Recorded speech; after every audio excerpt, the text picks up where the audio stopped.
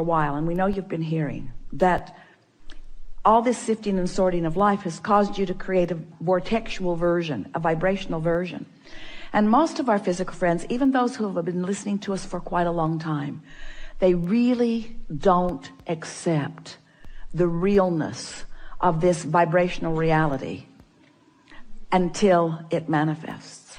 And so we talk to try to help you to sense the vibrational version, to feel the vibrational version.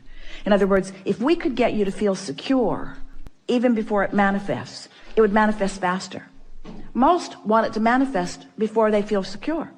But that's going about it backwards. So if we can get you to feel secure, if we can get you to feel in love before the person shows up, the person will show up. But humans think they need a person to be in love with. And we want you to know you can be in love with an idea. You can be in love with the idea of a relationship. You can be in love with the memory of a relationship. You can be in love with that aspect of that relationship and that aspect of that relationship and that aspect of that relationship, which means holding it active in your vibration. And it has to then be realized by you. So this realization recently, the way we are describing it to you, maybe to help you understand it. But since you sometimes don't accept the vortexual version, then the grid version isn't easy to follow either, but we're going to give it to you anyway. Everything you want is vibrationally gathered, all the cooperative components in your vortex. And it is ready to reveal itself to you. And the reason that we're using the word reveal or realize is because you are going to be the interpreter of it. In the same way that that sweet bird was the interpreter of a message from Jerry to Esther. There are interpreters all around that are ready to interpret the message to you. Humans, we're not just talking about birds. We're talking about experiences. We're talking about financial forces. We're talking about ideas that flow to you. There's all kinds of manifestation that occurs once the vibration of your grid, which means your practice day-to-day vibration, is closer to the vibration of your vortex. It just has to be, you see. And you've lived pieces of that. When you finally made the decision that you were going to do something different, that decision was your grid filling in. That was you having asked and asked and asked, getting the vortex going and going and going, and at a moment of little or no resistance, that determination came to you and you knew what you were going to do. Remember how clear you felt? In fact, you're still feeling sort of clear about it because you were wanting to convince us all of that turning point here and now. So turning points, you like the word turning points? Turning points are often the grid filling in with an idea that you are now ready for. It's not that the idea isn't there. It's that you're not ready for the idea. It isn't that you're not ready for the idea because you don't want it, because you do. It's because you're not ready for the idea because you're not a vibrational match to the desire. You're a vibrational match to the absence of the desire. Feel the difference? So you ready yourself for what's in your vortex by feeling better. And you feel better by leaving out the things that don't feel good and focusing on the things that do feel good. So it is this simple. Take the handful of things that feel good and just run them into the ground. Have you ever had a good joke that you just want to tell to everybody? Pretty soon you're repeating it again to the same people, and they're saying, dude, I heard that. I laughed the first 5 times. It's over for me. But you know how fun it is to get hold of something that feels good, that you can delight yourself and others with.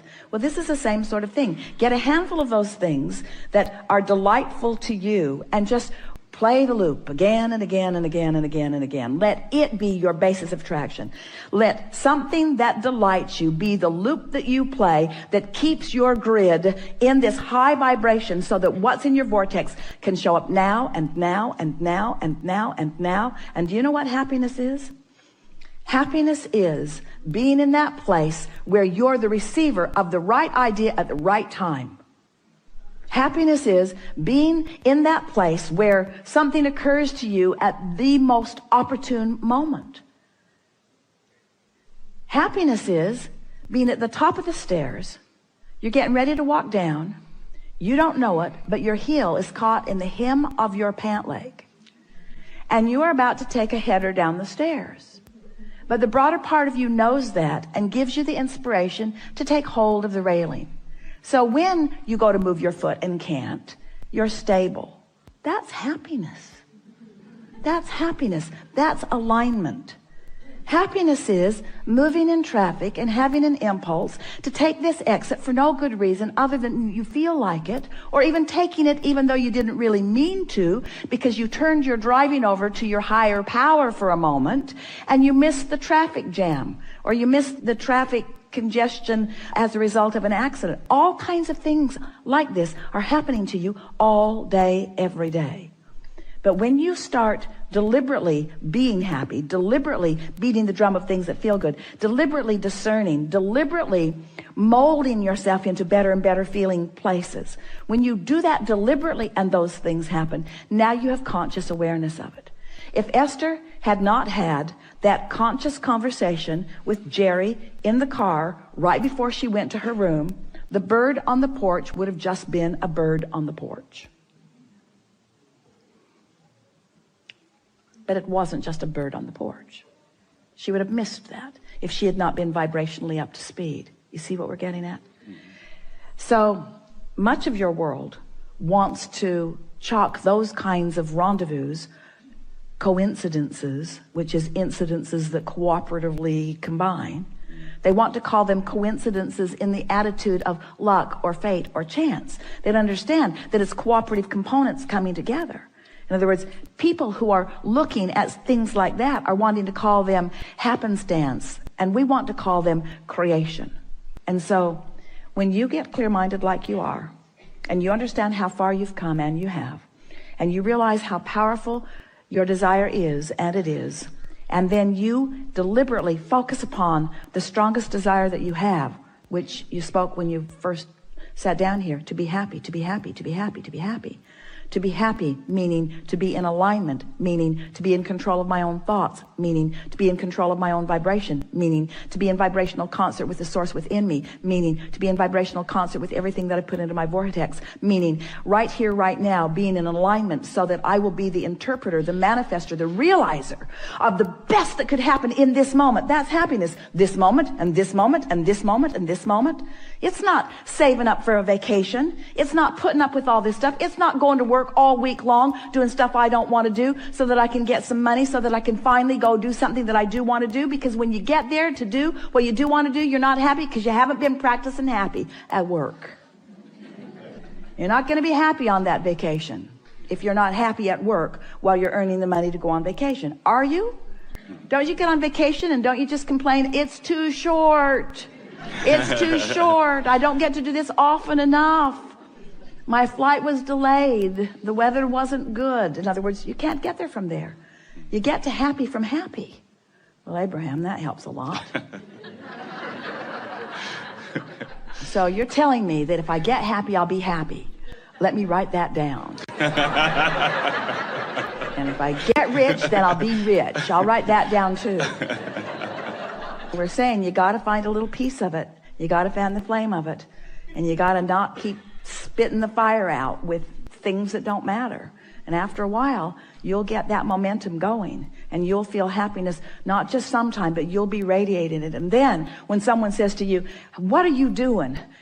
The reason that they're asking is because you've got what they want. Every single person that wants every single thing that they want, whether it's a material object or a pile of money or a circumstance, an event, a relationship, everything that everyone wants is because they believe that there is happiness in there. There's happiness right here, right now, if you're in the right vibration. You know it.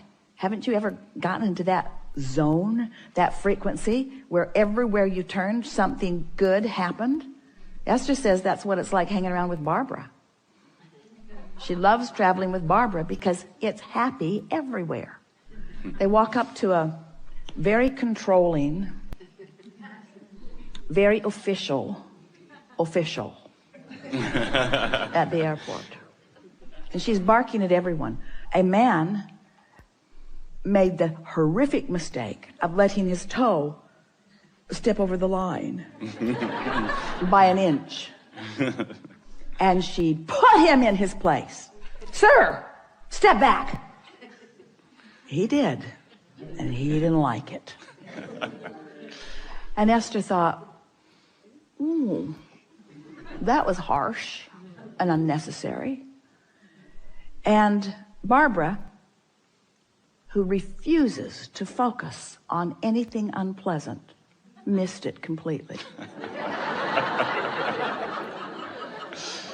So when she got up there, she got a big smile. She got moved fast to the other line. In other words, she's treated like royalty.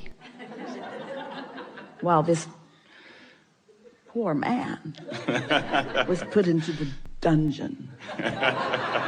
No, that's what we're talking about. In other words, you attract by virtue of how you feel.